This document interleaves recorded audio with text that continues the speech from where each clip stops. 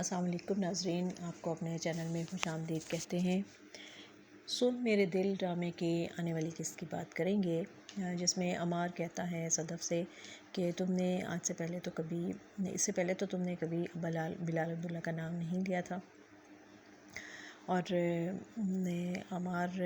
کہتا ہے کہ جب دل ٹوٹتا ہے تو ایسا محسوس ہوتا ہے کہ جیسے گھر جو ہے وہ اندر سے لاک ہو گیا ہے اور اس کی چابی گم ہو گئی ہے۔ اور صدف کہتی ہے کہ یہ ضروری نہیں ہے کہ تم سے کون زیادہ پیار کرتا ہے یا مجھ سے کون زیادہ پیار کرتا ہے، بلکہ یہ ضروری ہے کہ ہم دونوں ایک دوسرے سے پیار کرتے ہیں۔ اور رمشا کہتی ہے کہ میں اگر تم سے بات کر لیتی ہوں تو میں تم پر ترس کھاتی ہوں، اس لیے میں ایسا کرتی ہوں۔ اور سن میرے دل میں ہم نے آج کی قسط میں دیکھا کہ صدف اور عمار کی شادی ہو گئی، اور بلال عبداللہ نے سب کچھ اس نے بہت بڑھ چڑھ کر کیا اور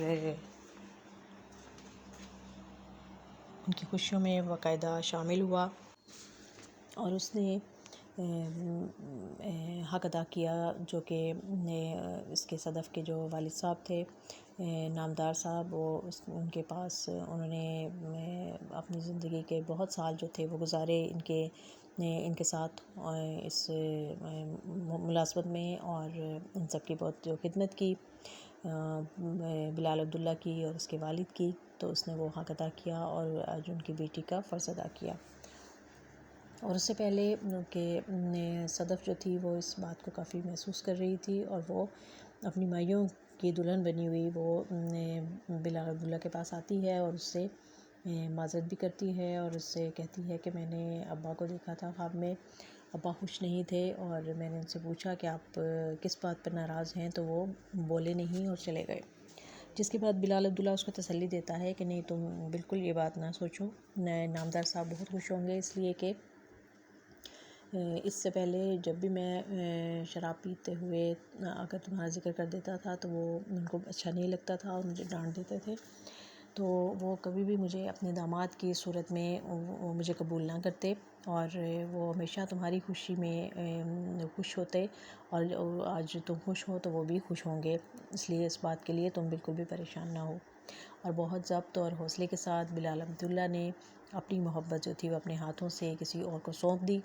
اور جب رخصتی ہو جاتی ہے تو اس کے بعد وہ پھر بہت پریشان ہوتا ہے، اور اس کو پھر اپنے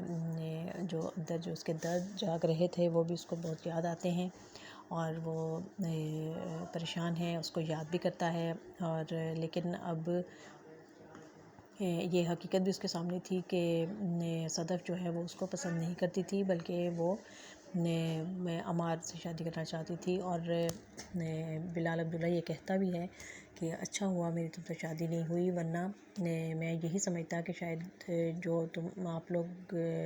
جو سمجھتے ہو کہ میں نے احسان کیے ہیں، ان احسانوں کے بدلے تم میری زندگی میں آ جاتی، اور پھر شاید مجھے یہ چیز برداشت نہ ہوتی۔ اور عمار اور صدف بہت خوش ہیں، ان دونوں کی شادی ہو گئی ہے، اور اسی طرح ہلا گلا دکھایا گیا، بہت اچھی ڈائریکشن بہت اچھی تھی، سیٹنگ بہت اچھی تھی، سارا بڑی خوبصورت قسط اس لحاظ سے تھی کہ سب کے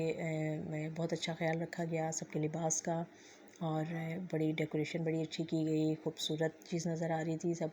صرف کمی ہے تو اس میں یہ ہے کہ ڈائلاگس اس میں بہت کم ہے، اور کہانی جو ہے وہ اس طرح سے آگے نہیں بڑھ رہی ہے، بلکہ